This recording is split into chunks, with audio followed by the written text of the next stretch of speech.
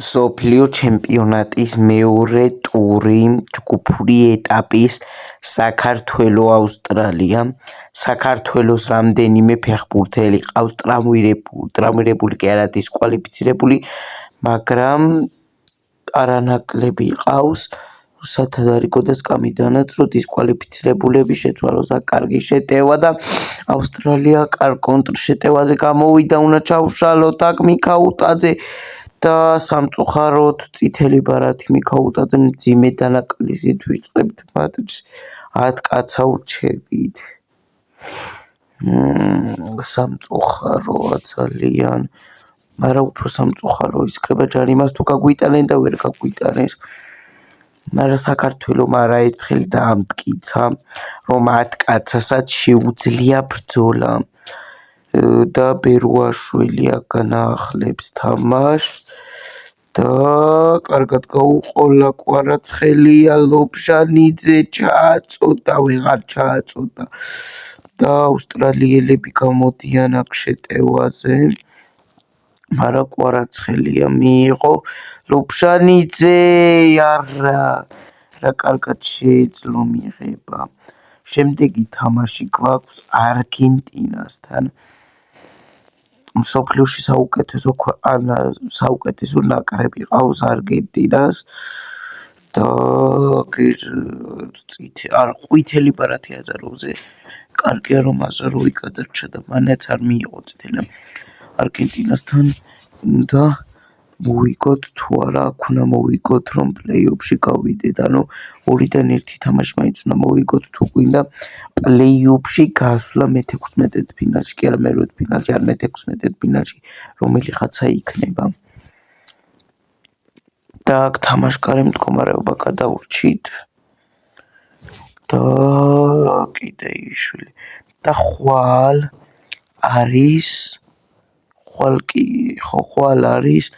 ჩემპიონთა ლიგა, მიუნხენის ბაიერნი ეჯიბრება პარის სენ-ჟერმენს და ჩემპიონთა ლიგა არის და თქვენი აზრით რა ანგარიშით დამთავრდება მატჩი, სახიფათო შეტევა, პასი გააკეთა და პენალტი აქა და ქოჩორაშვილის წითელი ბარათი და 9 კაცა ურჩებით და ამაზე კატასტროფა რაღა უნდა მოხდეს. პენალტს პლუს 9 კაცა საქართველო. არ ვიცი ამაზე კატასტროფები არ ხდება და სამწუხაროდ პენალტი გაგვიტანეს და დაწინაურდა ავსტრალიის ნაკრები 1-0-ზე.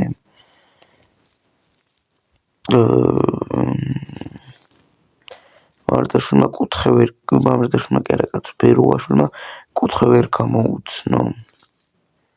დავითაშვილი აქ უკვე მეორე გოლზე მოდიან, მაგრამ არ გამოუშვებს აზაროვი და სამწუხაროდ წითელს მიიღებდა 8 კაცა ურჩებით. აქ უკვე მოგება გაჭირდება 1-0 ავსტრალია წინა 1-0-ზე პლუს 8 კაცა საქართველო. მაგრამ გათანაბრება შეიძლება დავითაშვილი მიდის დავითა დარტყმარა და სამწუხაროდ დარტყმამ არ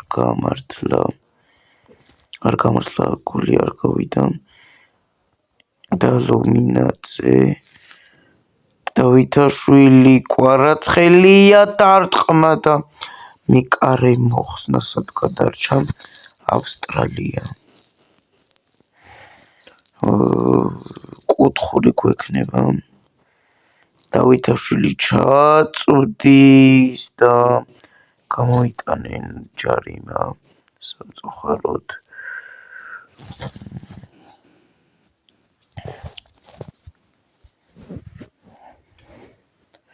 და სახიფათო შეტევა, მაგრამ სახიფათო აღარა, რადგან თამაშგარე მდგომარეობა. კვერნაძე პასი გააკეთა, კვარაცხელია კარგი შეტევა, მაგრამ ისევ ავსტრალიელები არიან და ძალიან სახიფათო შეტევაზე მოდიან და აქ უნდა გადაურჩეთ და ბერუაშვილი კარგია.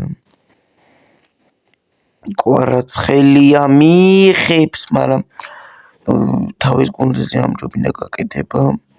კიტეიშვილი დაასხვიე, არა ვერ ასხვემს და დარტყმა და ბერუაშვილმა აიღო და რა შვები ბერუაშვილი ეს რა გააკეთე სამწუხაროდ 2-0 იგებს ავსტრალია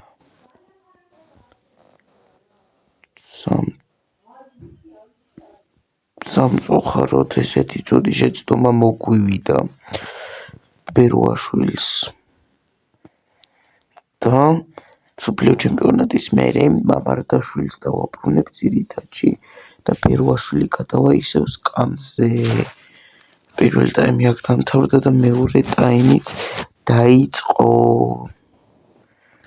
ნახოთ მეორე ტაიმში შევძლებთ თუ არა 7 კაცსა კი არა 8 კაცსა საქართველოს კამბექს და კაკაბაძე დაასხვია და აი ახლა ვრჩებით უკვე 7 კაცსა რაც ძალიან სამწუხაროა.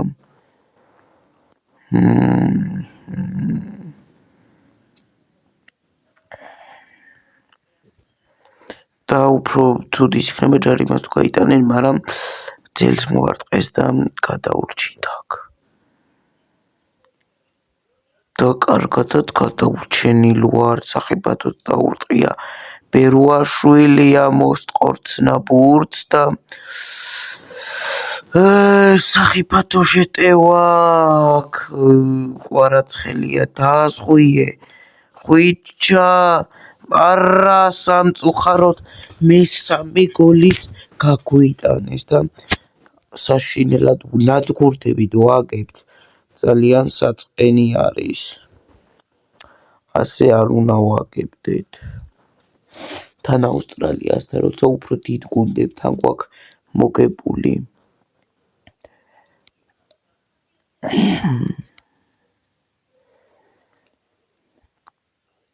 და კიდე ავსტრალია აბურთით პრაქტიკულად უბურთოთ ვართ იმიტომ რომ სულ ავსტრალიელები გვართმევენ და აქ რა ხდება დარტყმა ბერუაშვილი და კიტეიშვილი აქ წითელი ბარათი მიიღო 6 კაცს ავრჩებით მაგრამ ღირსეულად მოიქცა იმიტომ რომ ძალიან კარში ამატებდა ავსტრალიელი და შეიძლება პენალტი ბერუაშვილმა აიღოს მაგრამ თუ აიღებს ეგ საკითხავია და სამწუხაროდ 4-0 ნადგურ აი საშინლად ნადგურდებით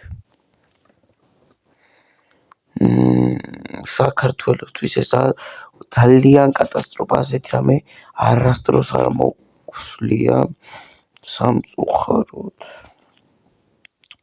დავითაშვილი ჩაწოდა კიდე ავსტრალიელები არიან ბურთი ჩაკვეტაძე 5 კაცა დაურჩით 4 კაცის შეტევაში ეს ძალიან სერიოზული დანაკლისია ავსტრალიელებს ჩვეულებრივ შეუძლიათ 10 გოლამდე ავიდნენ იმიტომ რომ ძალიან 11-5-ზე თამაშობენ ეს რა შვება ბერუაშვილი და აი 5-0 საშინლად ნადგურდებით აი ძალიან რას გვიშვება ავსტრალია ორი ბერუაშვილის შეცდომა 2 პენალტი და 1 კარგი თამაში ავსტრალიელებისა ასეთი განადგურება აქ დავითაშვილი არა დავითაშვილი შენ მაინც არქნა 4 კაცა დაურჩით საქართველოს აი